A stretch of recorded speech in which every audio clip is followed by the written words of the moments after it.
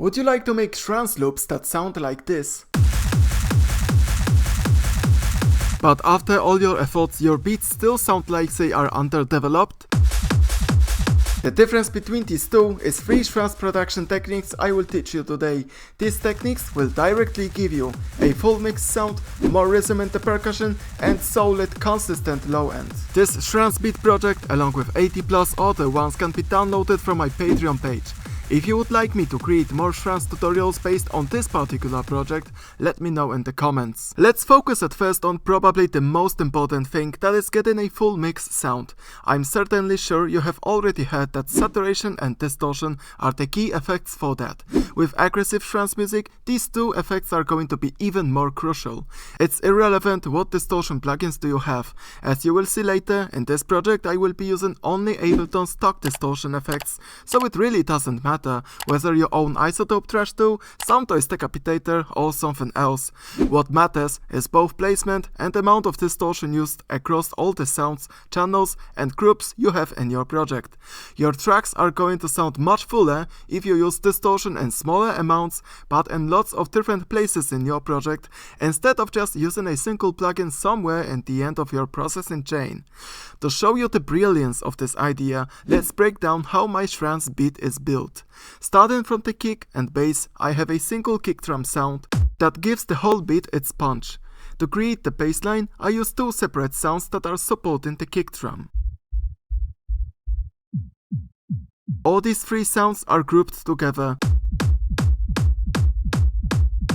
The percussion consists of 2 groups. Each of these groups sound different and they have a different purpose in the beat.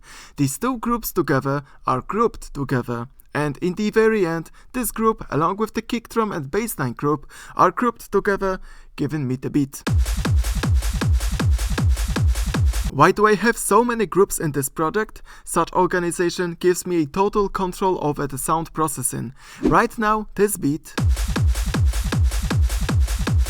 doesn't sound very rich.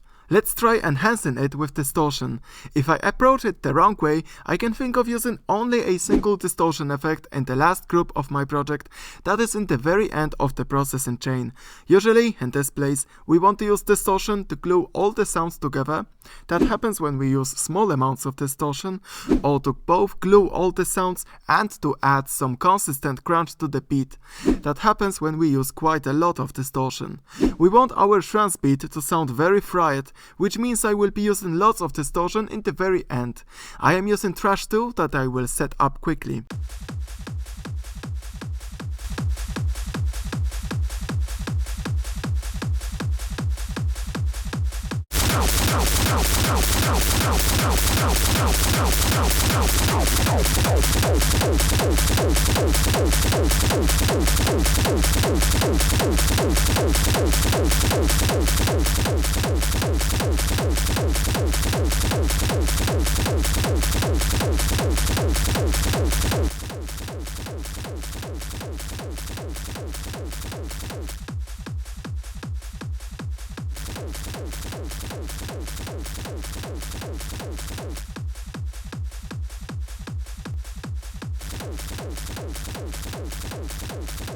Definitely, there is lots of crunch added, which is good, but aside from that, there are lots of unwanted side effects. The low end seems to be gone, the hi-hats are barely recognizable, and the kick drum sounds flat.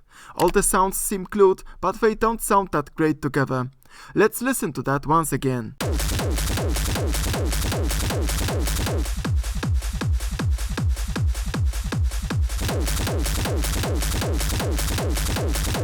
To avoid eating up the low end and making the kick flat, I will try more subtle distortion.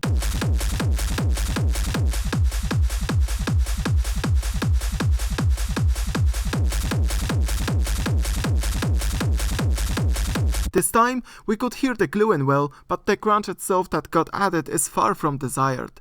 The solution to a greater beat is to add multiple distortion plugins in various places of the project, and that way we will get aggressive crunch without sacrificing other aspects of our beat. Coming back to our Schranz beat blueprint, we can see we used distortion in a single place in the project. We tried that to get both crunch and glue in the beat, but this, as we could already hear, didn't work. Let's try the other approach. In the very end, I will keep using distortion to add crunch to the sound, but now, instead of using either large or small amounts of distortion, I will use moderate amount of it that will give me enough crunch and just a bit of gluing. We will also swap the isotope trash too with Ableton distortion effects. By using more distortion effects in small amounts and in different places, I will finish gluing the beat without adding any extra crunch that could, for example, cause the low end to disappear again. We will add more distortion in two important places in the project, in the kick drum sample processing and in the hi-hats group processing.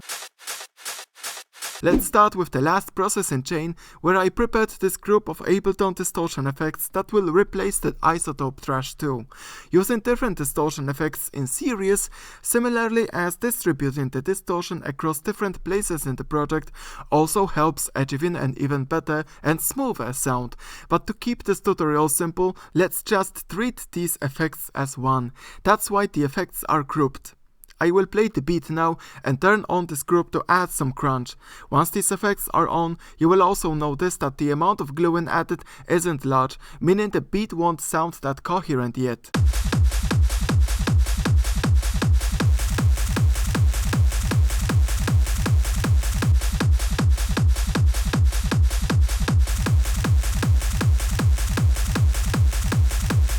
And now, to glue everything together better, I will add subtle distortion on both the kick drum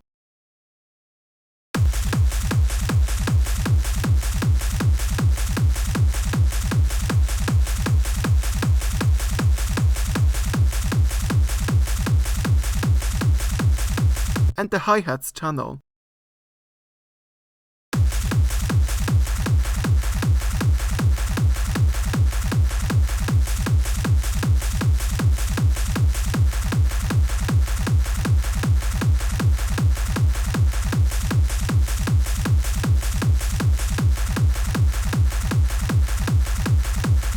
These extra effects I added are not given any extra crunch due to the small amounts of distortion used.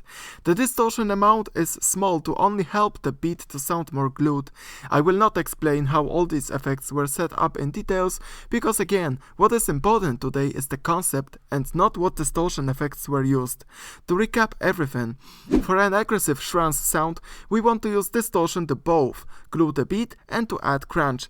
Instead of trying to add lots of distortion in the very end, try distributing the amount of distortion across the sound's channels and groups to get a more balanced and full sound.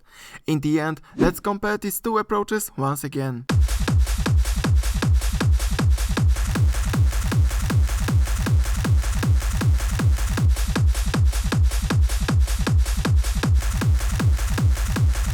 Alright, was that explanation simple and understandable?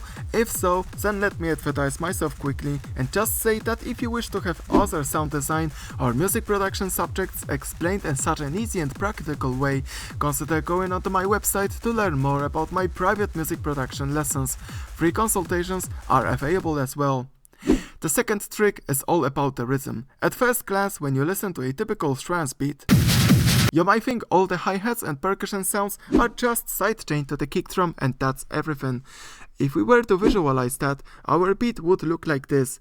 After the kick drum, the two percussion groups that build the whole percussion in my beat fade in slowly thanks to the sidechain compression. A beat with such a rhythm will sound like this. Can we improve that rhythm? We can treat the sidechain compression similarly as the distortion from my previous tip. I'm talking about using different amounts and settings of sidechain compression across different sounds in the project.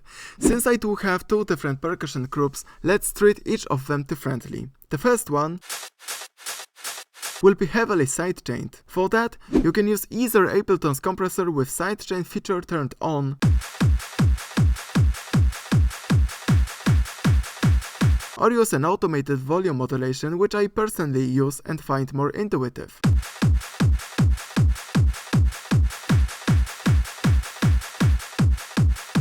Regardless of what you use, I am going to move that sidechain compression from the group processing of both percussion groups to only a whoosh percussion group.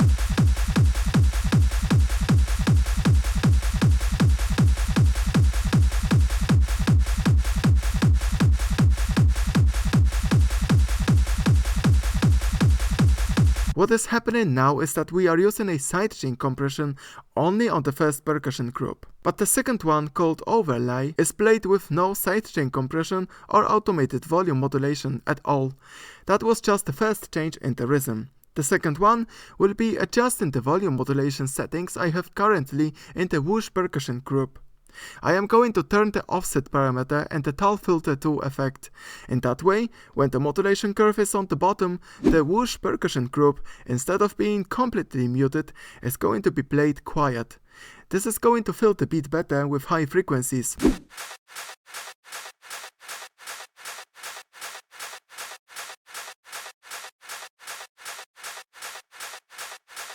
These tricks might seem simple, but they rely on a fundamental thing for techno, that is the rhythm.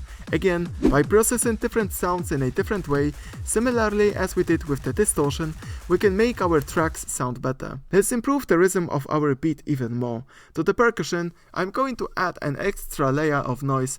This layer is made by using parallel processing in the group processing of our two percussion groups.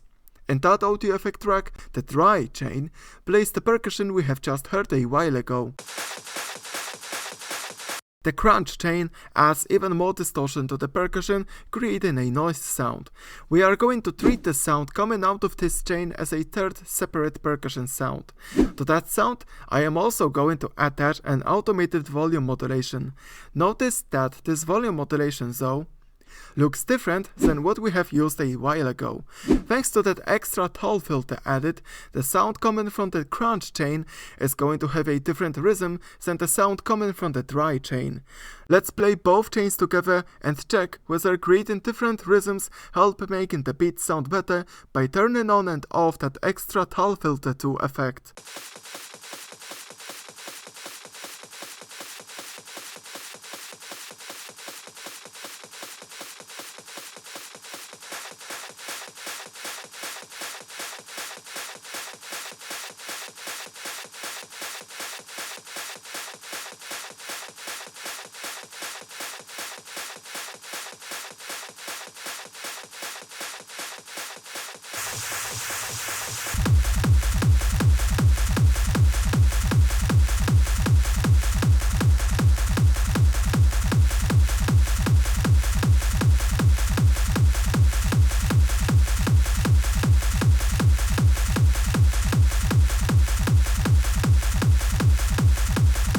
For me, it sounds like creating different rhythms paid off once again.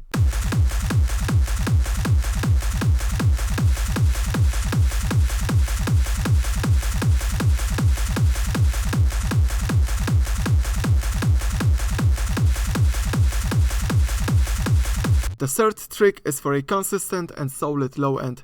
It relies on using two different bass lines that fill different frequency ranges. I have here a Schranz track that shows well how does it work. I will play this track with a low pass filter added.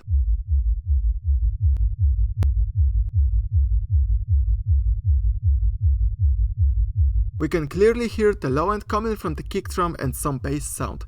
Together, they create a wobble rhythm. This is something we could consider the first bass line. To hear the second one, I have to play a different frequency range.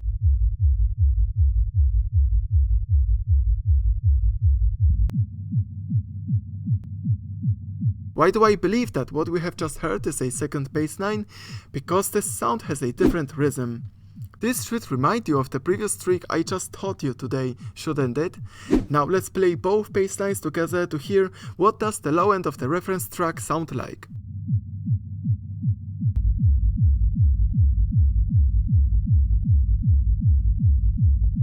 The low end of my beat is made so far by both kick drum and two separate sounds that fill only the frequency range up to 100 Hz. Together, they create the first bassline sound. Let's compare the low end of my beat to the low end of the reference track I played a while ago. At first, the frequency ranged from 0 to 100 Hz.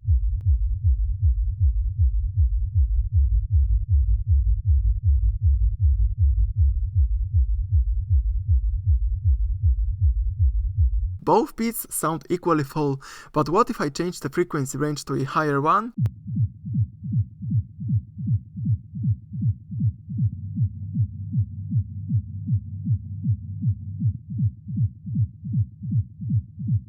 Now we can hear an obvious difference. That difference comes from a lack of a second bassline sound in my project. I'm going to create now that second bassline that is going to fill a higher frequency range to make the low end sound full. The same sample I used as the main kick sound is also used on a different pad in the drum rack. In the rumble sound though, this kick sample is cut to leave only its tail. In the MIDI clip, this kicked drum tail is played in a rhythmic pattern. The sound is distorted by the overdrive effect. After that, I am using both low and high pass filters.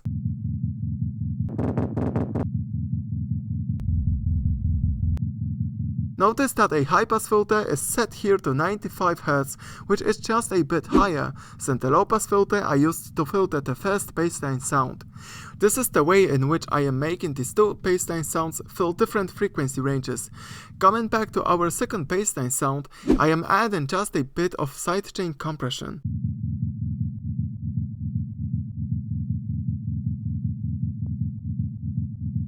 After adjusting the volume of this extra rumble sound, I am ready to add it to the first bassline sound.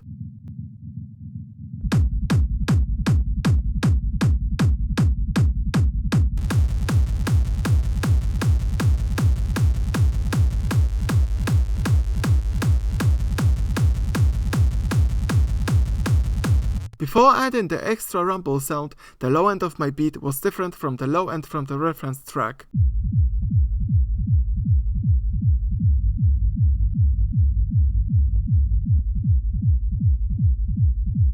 But after doing that, the low end in my beat seems to be equally full.